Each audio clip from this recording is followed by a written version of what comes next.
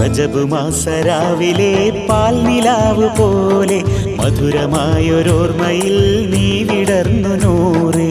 കുളിരണിഞ്ഞൊരാത്തിലെ തിരയണഞ്ഞ നേരം കടവിലെന്നും എത്രയോ കളി പറഞ്ഞു തോഴ. കുപ്പിവളക്കയിൽ താളം പിടിച്ചാൽ മക്കത്തെ സുൽത്താന്റെ കെസ്സൊന്നു പാടാം.